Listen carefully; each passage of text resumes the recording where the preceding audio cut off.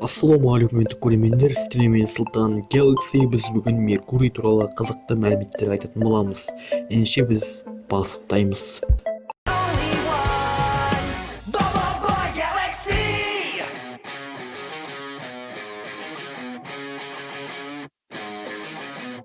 Меркурий күнге ең жақын орналасқан планета.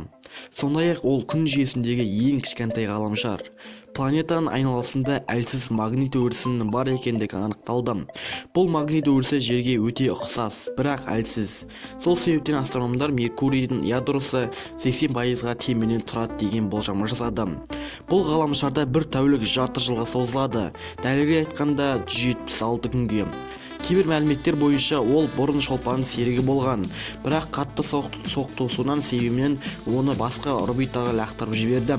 Меркурий жылдам ғаламшар. Ол күнді 72 км/сағат жылдамдықпен айналады. Жерден есе тез. Меркурийдің негізгі химиялық элемент гелий.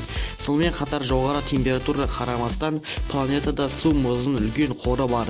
Ол терең кратерлердің түбінде орналасқан. Меркурий алатын күн қуаты жерде 7 есе көп.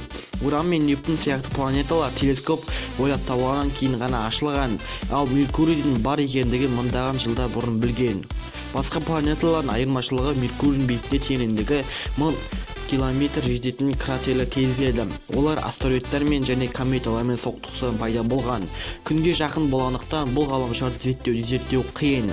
1974 және 1975 жылдары Mariner 10 ғарыш кемесі Меркурийдің жартысына ғана фотоға түсіре алды. Ал 2004 жылы жіберілген Мессенджер зонды ол әлі күнге дейін оның орбитасында жұмыс атқаруда.